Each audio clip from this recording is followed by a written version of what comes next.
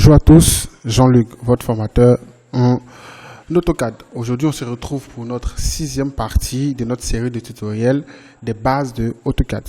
Alors, la dernière fois, nous avions vu les blocs. Aujourd'hui, nous verrons les propriétés. On va voir un peu comment est-ce qu'on utilise les propriétés dans AutoCAD, tout simplement. Alors, c'est parti. On va utiliser le projet que j'ai préparé, bien évidemment. Voici. Alors, on va essayer de voir un peu à quoi ça sert les propriétés. Déjà, comme nous l'avions vu dans la vidéo sur les calques, on peut utiliser les propriétés de cette façon-là. Regardez, je vous donne un exemple très simple. Imaginons que j'ai dessiné quelque chose comme ça. Comme ça, ok. Et que je veux que ce trait qui est là, il ait les propriétés de ce trait qui est ici. Ok. Vous pouvez utiliser cette commande-là, Match Properties. En français, c'est pareil. C'est placé exactement ici. Vous cliquez là-dessus. Ensuite, vous cliquez sur la référence. C'est-à-dire l'objet qui est censé être dupliqué, en fait. Ok. Donc, je clique ici. Et maintenant, AutoCAD me demande d'aller cliquer sur l'objet qui est prêt à recevoir la propriété. Donc, je peux cliquer là, là et là. Et enfin là. Et là, vous allez voir que j'ai copié les propriétés de cet élément-là dans l'élément qui est ici. Du coup, les deux sont pareil. Ok, ça c'est première chose. Propriété toujours ici on a couleur. Par exemple, j'ai mon mur qui est là, qui est en bleu. Si je sélectionne, vous allez voir que c'est le mur ici. Et dans propriété, c'est écrit cyan. C'est-à-dire si je clique sur propriété, j'ai la possibilité de modifier la couleur de mon élément. Bien évidemment, ceci n'est pas conseillé. Moi, je ne conseille pas ça. Je préfère garder toujours by layer. Et lorsque je veux changer la couleur, je préfère venir ici dans Calque pour pouvoir changer la couleur de mon élément.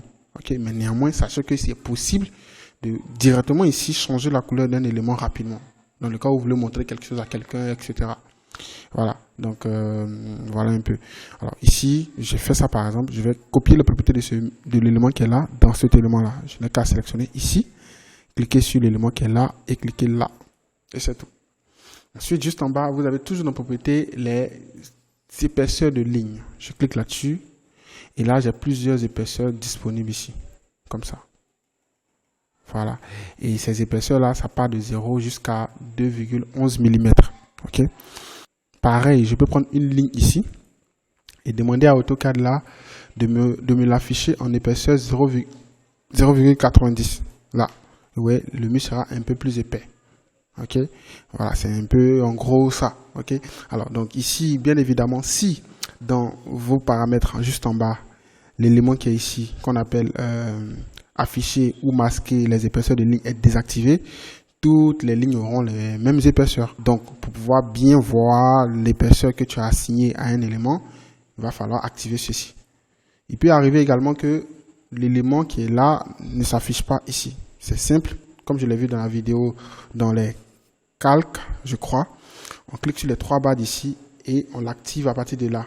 Line 8, c'est-à-dire épaisseur de ligne. Voilà, ceci étant dit, on peut passer au type de trait.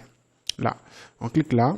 Si vous prenez un élément, par exemple ça, vous pouvez cliquer ici et lui donner un style ou un type de trait ici. Par exemple, vous pouvez prendre hidden. Et là, clique et je zoome, vous allez voir que c'est trait interrompu. Ok.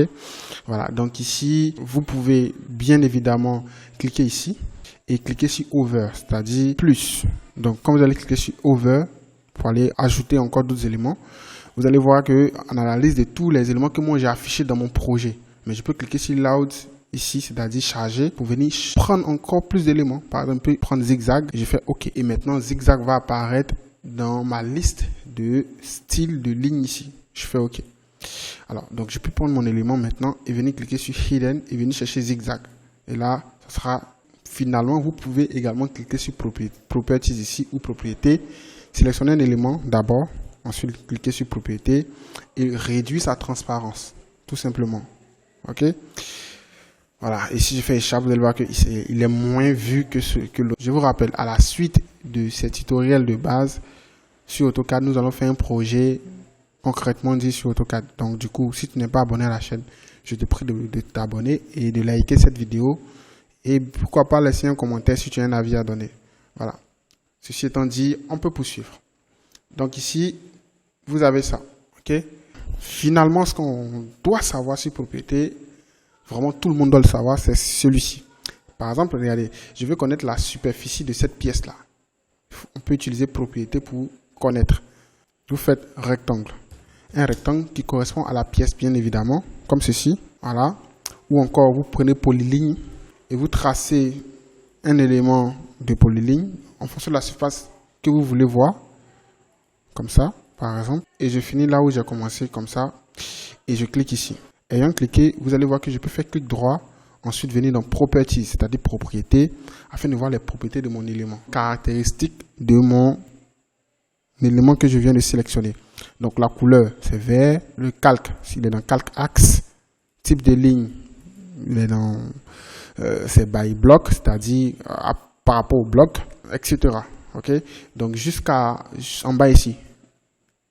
Surface. Vous allez voir surface ici. Ok? Donc, motion en centimètres. Donc, ça fait 392 971 cm². C'est-à-dire, par exemple, si vous voulez avoir la longueur développée de votre plainte que vous allez mettre au sol, vous faites ça et vous avez ici longueur développée 3119 cm.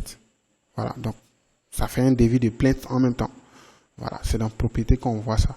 Pareil pour le rectangle que je fais ici. Si je sélectionne, je vais avoir ces paramètres. Là, premièrement, je vais voir surface qui est là et je vais voir également la longueur développée. Voilà.